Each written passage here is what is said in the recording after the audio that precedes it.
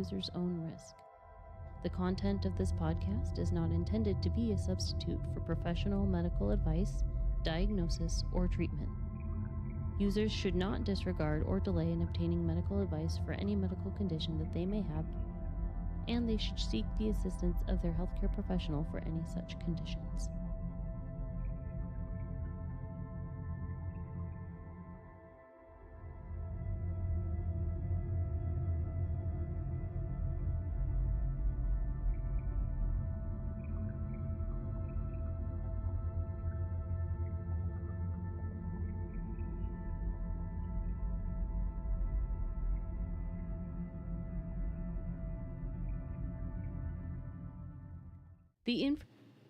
Hello. Welcome to Mind, Body, Luminosity, the podcast where we dive into the realms of health and wellness and help to equip you with the tools you need to live a vibrant life. I am Dr. Holly Kendra, your host, and I am thrilled to be your guide on this journey towards optimal well-being. Today, we have another awesome guest with us today. Lisa is here with us from Rising Phoenix Reiki. And we decided today we were going to have a little chat about Reiki therapy, what it is, and how it can contribute to health and wellness. So, Lisa, please go ahead and introduce yourself. Tell us a little bit about yourself and a little bit about what you do. I'm Lisa, and I am a Reiki practitioner. I've been doing that. It's in my spare time. My practice has been open for 2 years almost. I've been fascinated with it for a long time. I first learned about Reiki when I was a teenager, and I learned that it was this amazing Japanese technique that used energy, and of course the pictures were like flames coming out of someone's hands and healing people, and I thought, that is the coolest thing ever, and how would I ever be exposed to it? Because I just grew up in a very rural community. Years go by, I started going to a yoga studio that brought in some Reiki shares, which was really cool. So I started having sessions, and then it wasn't long before they brought in someone who could teach the certification. So I did it back then. It was in maybe 2017 or 18. And then life circumstances, my life was a mess, my mental health was a mess, so I just didn't practice. And cut to, in 2022, I decided to do it again and really focus and take it serious and just go for it. So That's I've been doing fantastic. it for a while, yeah. I love that story. So, okay. So funny enough, I had, even going through naturopathic medical school and living out in Washington State, which is, very progressive and, in with all of the new age and kind of abstract ways of thinking. I never really heard of Reiki. I mean, I might have heard the term cross, conversation every so often, but I'd never really heard of it and had never experienced it.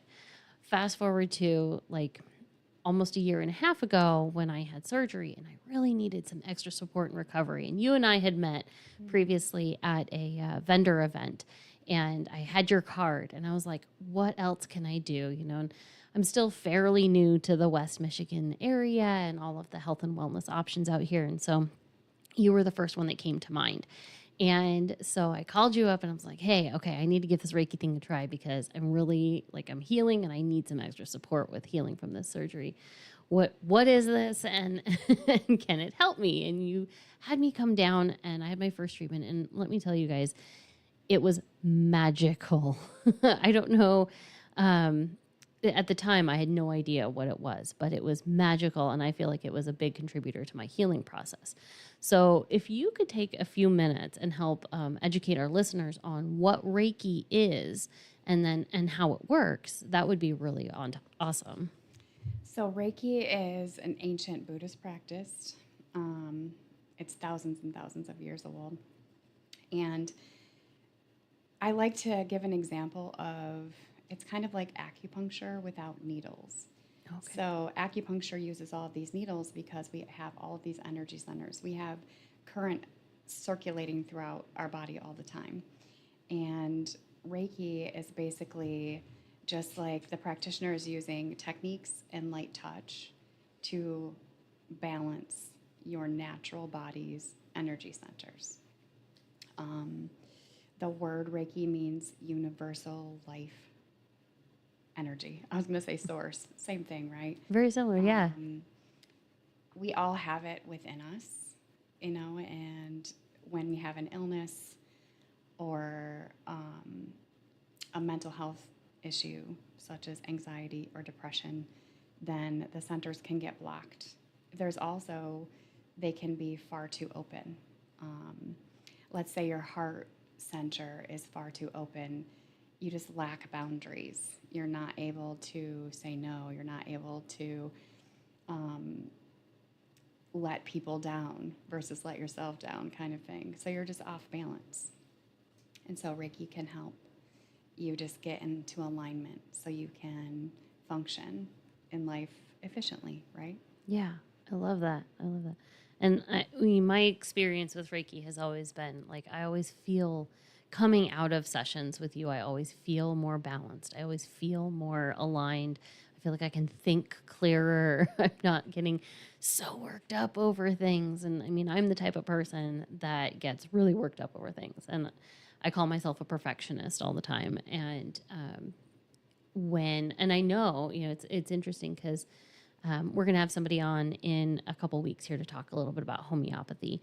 And when I was back in Washington, my naturopathic doctor back there found my constitutional remedy, which helps all of the energy centers and everything in your body kind of balance a little bit.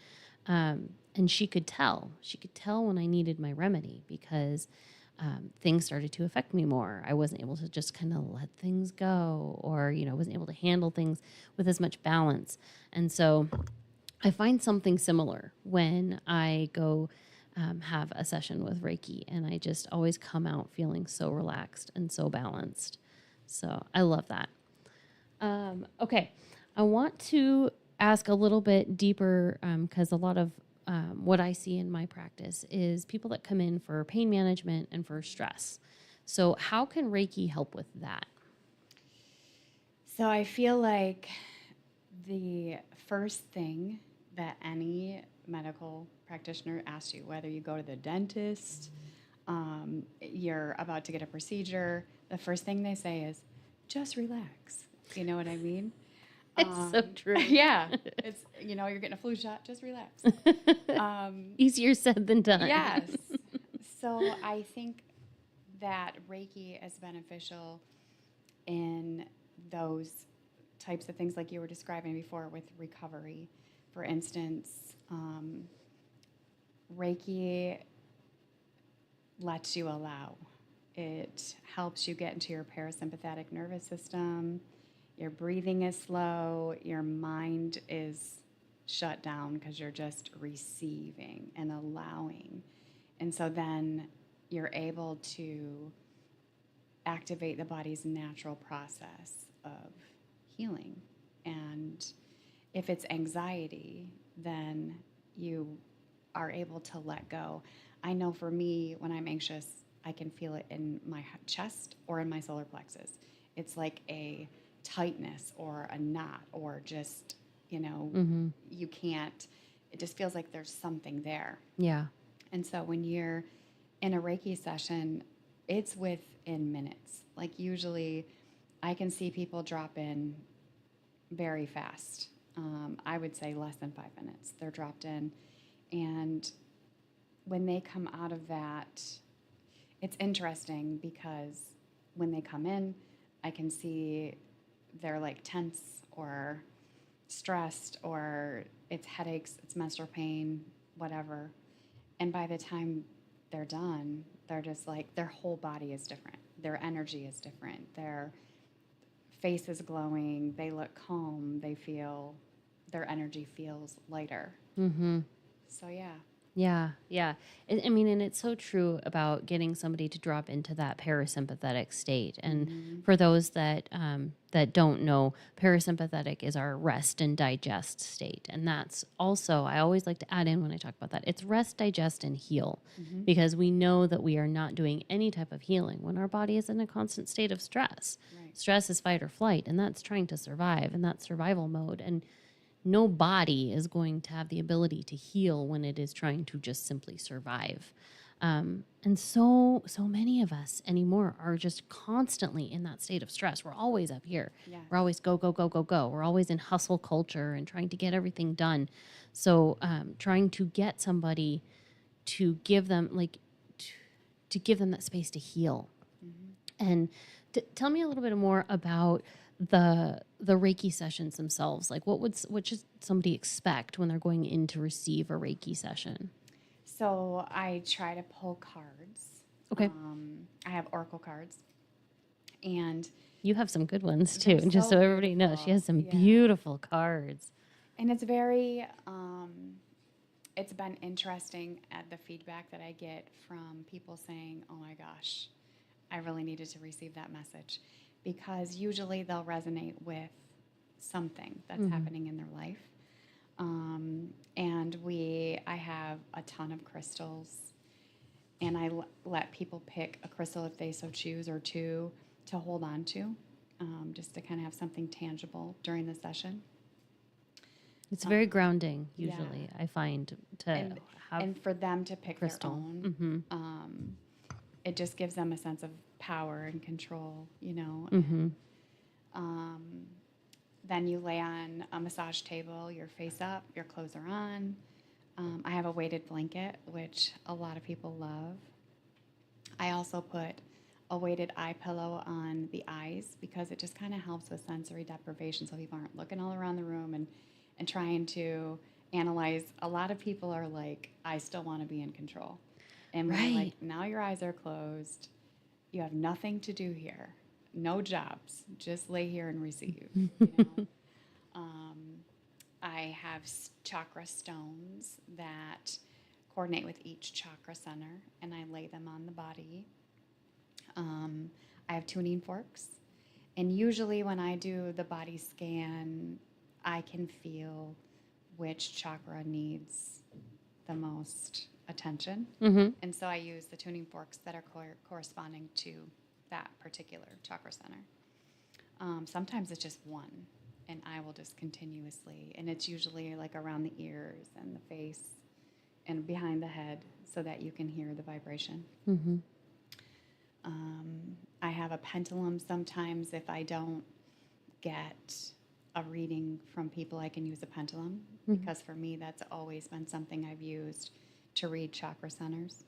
So I might do that, but your eyes are closed, so you don't know. And then there's different hand placements that I use that are taught when you're getting your Reiki attunement. So I'll place my hands lightly on your body. And I just work the energy and, all around the room. It's interesting. I love that. Can you expand a little bit more on the chakras? Because we may have some listeners that don't understand the chakras. So we have 7 main chakra centers. There are more, but I'm not as advanced to. Yeah, I on only it. know the 7 main as well. So they start at the base of your spine, and that's going to be your root chakra, and they go all the way up to your crown. So you have your root chakra, which is the chakra of grounding. It makes you feel like you're moving in the right direction, like you're balanced. So that one is the one, in my opinion, that you don't want to have out of balance. It's your base. And then you have your sacral chakra, which is just below your belly button. That is the center of creativity, sexual energy. And then you move up to your sacral chakra. That is your powerhouse. The solar plexus. Yeah, solar plexus, yeah. That's Yep. where your power comes from. And then you have your heart chakra, and that is, opening and closing to emotion. Your throat chakra, your ability to speak your truth, or sometimes it's too open and you might be a jerk, right? um, then you have your third eye, and that's your intuition. And then your crown, and that's just it's like, for me, it's your attachment to the universe, to maybe God, whatever you want to call that source energy. Is your crown. I love that. I love that. I love the chakra things. And it's, it's interesting to me sometimes when I have somebody coming in for, say, thyroid condition of some way, shape, or form. And oftentimes when I'm doing body work on them, I will find the throat chakra has out of balance. And so it needs some work. And so I find that really fascinating how the chakras can actually sometimes manifest in the physical as well.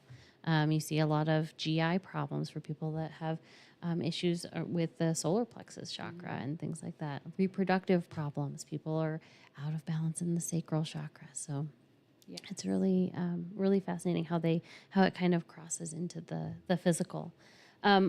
Would you mind sharing some examples of how Reiki therapy has been beneficial for people with, in terms of improving their health and wellness?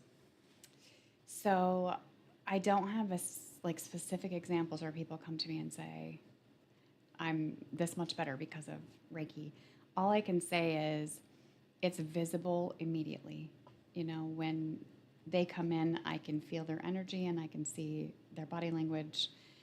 And when they leave, it's visibly different. They have had some sort of release. They're balanced. They feel amazing. They tell me they feel amazing.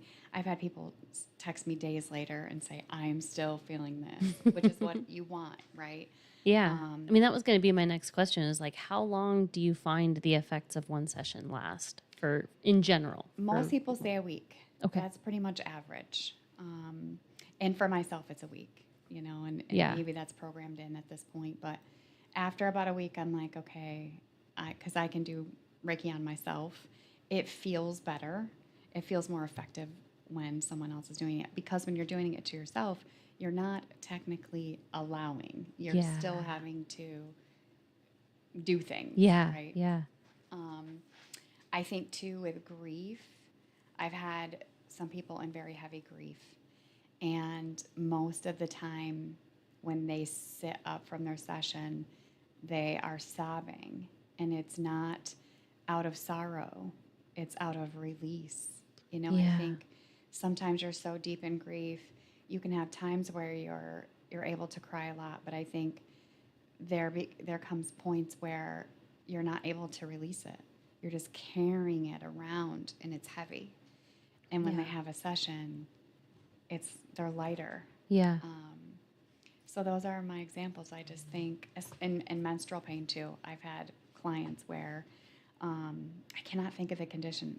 It starts with a P. Like PCOS? Yes. Okay, yeah. And in so much pain. Yeah. When they get there, they're like in excruciating pain. And then when the session is done, they're just like, thank you so much. You know? And I know that it's a lot to do with their own power and their own ability to allow. Yeah. Right? Yeah. Yeah. Is there anybody that Reiki is not appropriate for that you would not do Reiki on, or any conditions? No, I think it'd be beneficial for anyone. I don't think that there would be anything that could hinder. There might be certain positions you shouldn't be in. If you have certain type of back pain or whatever, we would have to do it from a chair, which I've done. Mm-hmm. But other than that, I can't think of a reason why you shouldn't have Reiki.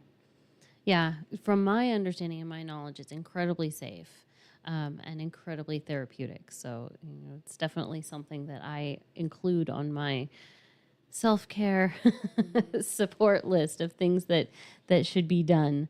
How do I say this? How can Reiki complement traditional healing systems and traditional medicine? standard. Yeah. I think it's the same. It's the concept of you're allowing your body to be in a state of healing.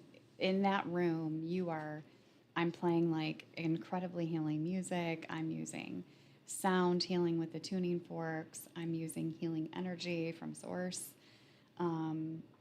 It's all about a focused healing. So I think that definitely would contribute to any type of traditional medicine. And, just like you were saying, your self-care regimen, if you think of your body as a machine, you regularly get oil changes, you regularly have tune-ups on your car, and it's because you don't want your car to break down. You don't want car trouble, right? Right. So if you're doing those things and maintaining, then you avoid like your body just rejecting itself at some point and having issues. Right. It's easier to keep yourself level and stable through moving through life than it is when people come to me with, I'm screwed right now. I am in this awful mental state. I'm deep in a hole. Yes, because now you have to work really hard to get out of the hole. Yes. And even being a Reiki practitioner, I'm still a human being. I've done it myself. Plenty, where I'm like, I've not been doing my work. I've not been meditating. I've not been doing self-Reiki. I've not been doing self-care. I've not been doing things that bring me joy. I've just been grinding.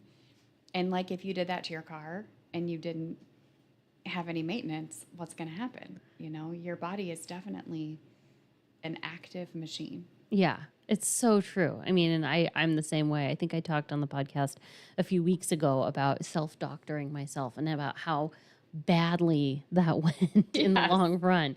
It's never a good idea. Like even if you're in the industry of whatever you're trying to, do, I think we had Kayla on here and when she was talking about financial advising, and they don't financial advise themselves because you really shouldn't. You should have somebody external and third party to help give you that outside perspective.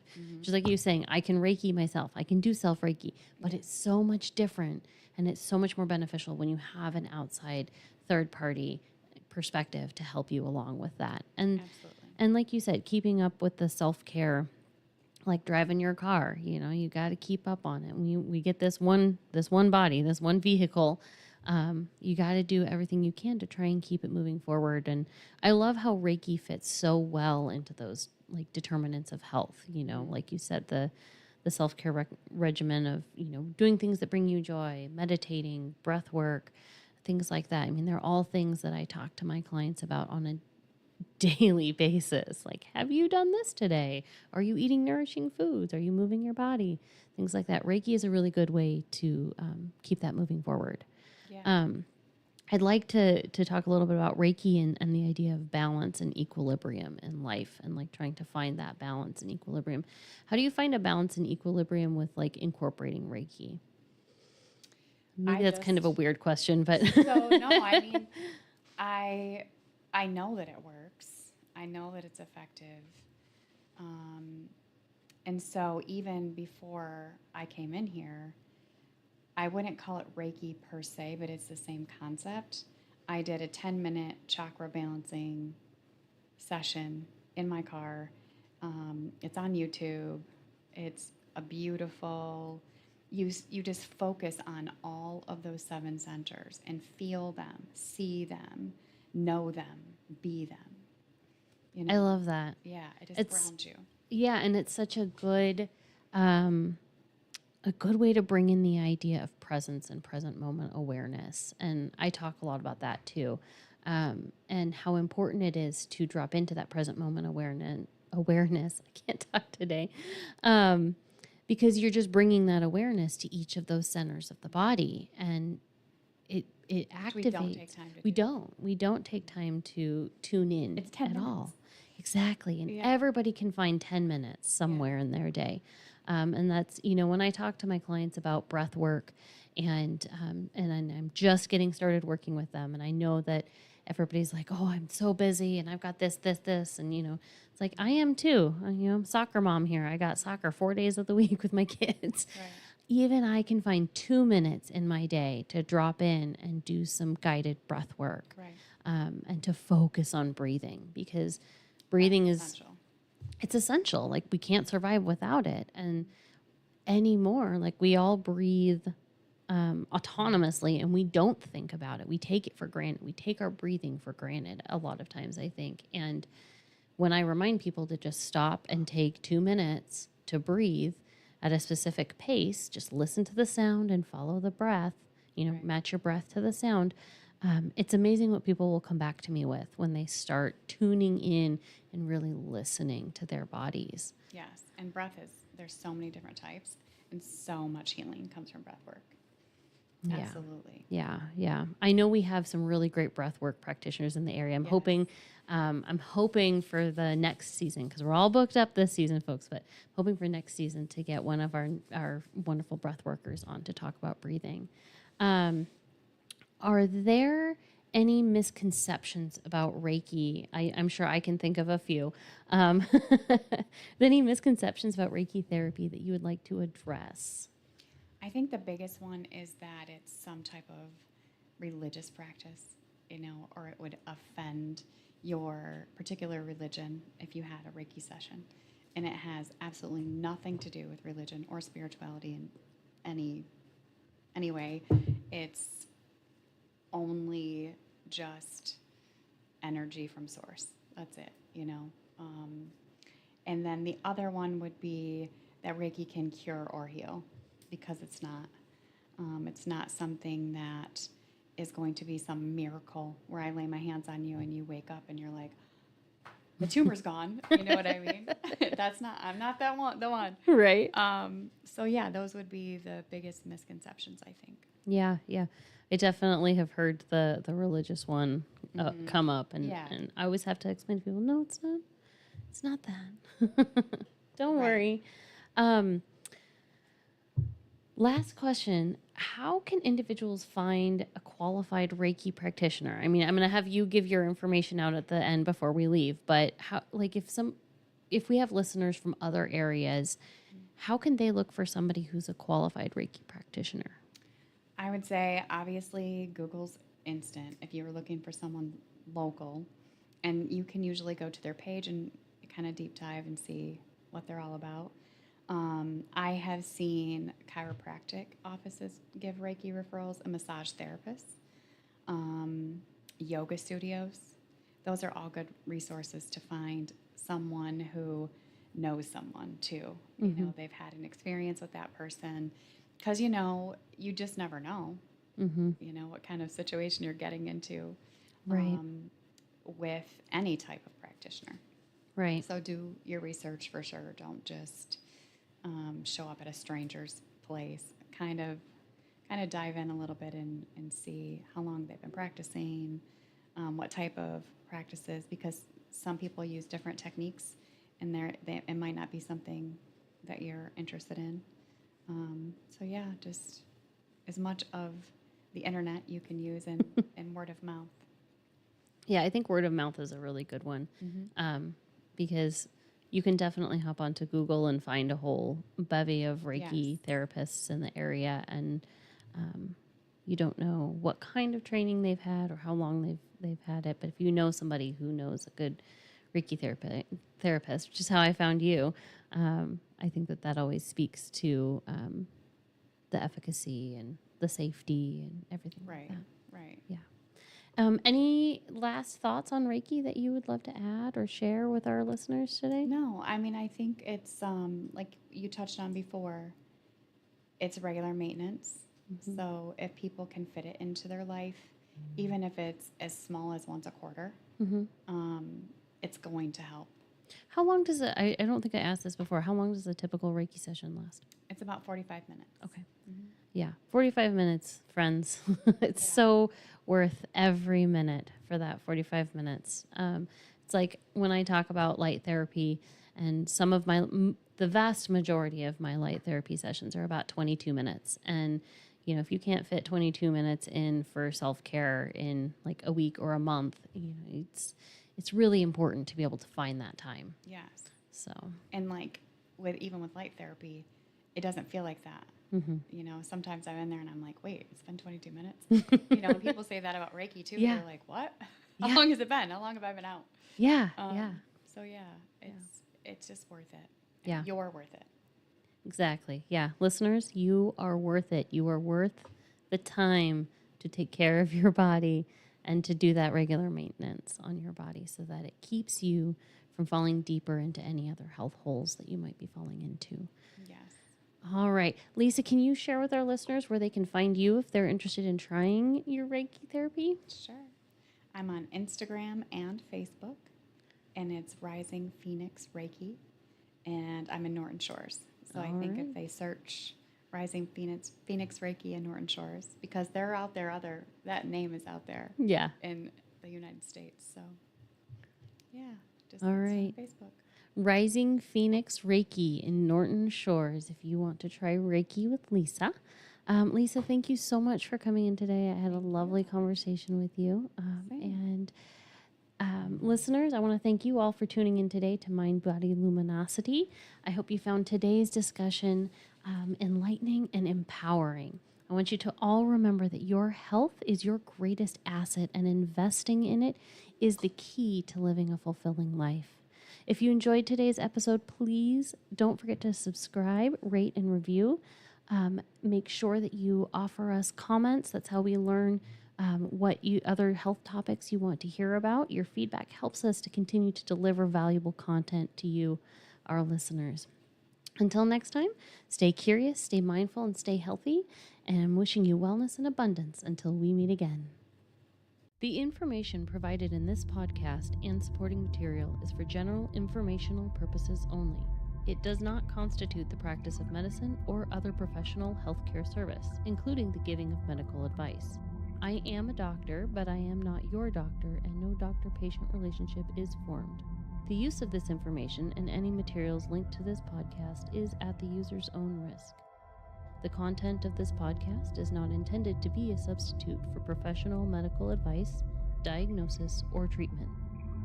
Users should not disregard or delay in obtaining medical advice for any medical condition that they may have, and they should seek the assistance of their healthcare professional for any such conditions.